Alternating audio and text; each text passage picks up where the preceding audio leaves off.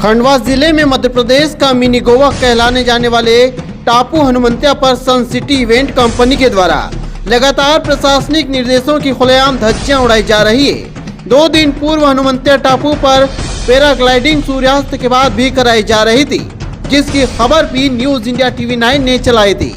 लेकिन 2 दिन बीत जाने के बाद फिर से सूर्यास्त के बाद पर्यटकों की जान के साथ खिलवाड़ करते नजर आते हैं।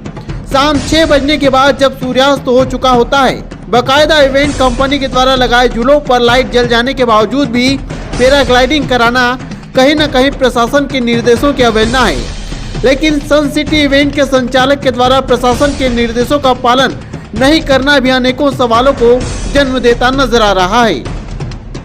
वहीं आज सुबह तेज लहर चलने के कारण बोट क्लब की बोट बन रही पर टेन सिटी के बोट क्लब पर बोर्डिंग करवाई जा रही है। जब इस संबंध में पर्यटन उपाध्यक्ष राज्य मंत्री नरेंद्र सिंह तोमर से इस विषय में चर्चा की तो उन्होंने बताया कि इवेंट कंपनी की मनमानी के कारण जो सूर्यास्त होने के बाद भी पैराग्लाइडिंग उड़ाई जा रही है और तेज लहरों में पैसे कमाने के चक्कर में जो पर्यटक की जान को जोखिम में डाला जा रहा है, नियमों को ताक पर रखकर काम किया जा रहा है। बोर्ड के अधिकारियों ने ध्यान देना चाहिए और पुनासा एसडीएम थाना प्रभारी को ध्यान देना जरूरी है। News India TV 9 Raza Khan की रिपोर्ट। जी बिल्कुल, जब शुभारंभ हुआ तो हम लोगों ने जो संचालक हैं प्रणववीर सिंह, उनको स्पष्ट निर्देश दिए थे कि सभी प्रकार की फिटनेस से संबंधित या लाइसेंस से संबंधित सभी हमको उपलब्ध करा दिया जाए हमारे तहसीलदार और थाना प्रभारी को, चौकी प्रभारी जो भी हैं। उसके बाद भी यदि शाम को 6 बजे बाद पैरा जो है शूट चलता है पैराग्लाइडिंग, तो हम बिल्कुल मैं थाना प्रभारी को निर्देश देता हूँ।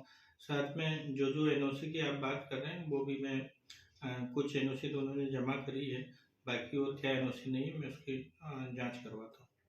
ठीक। हनुमंतिया जल महोत्सव में इवेंट कंपनी नियम कानूनों के तहत ही वहाँ सारी गतिविधियाँ चलाना चाहिए।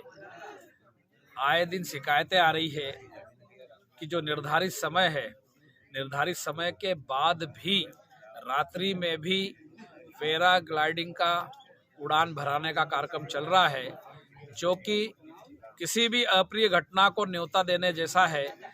जब भी पिछले वर्षों में देखने में आया है कि एक्सीडेंट हुए हैं, उसमें जान माल की हानि हुई है।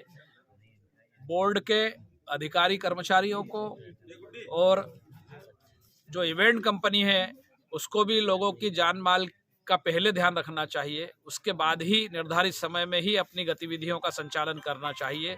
सूर्यास्त के बाद तो वैसे ही सारी गतिविधियां बंद हो जाती है और बोटिंग के समय में भी अगर ऊंची लहरें चल रही है तो हमको बोट को और अन्य जो भी एक्टिविटी जो जल की है उनको बंद कर देना चाहिए, ताकि किसी की जान माल की हानि न हो।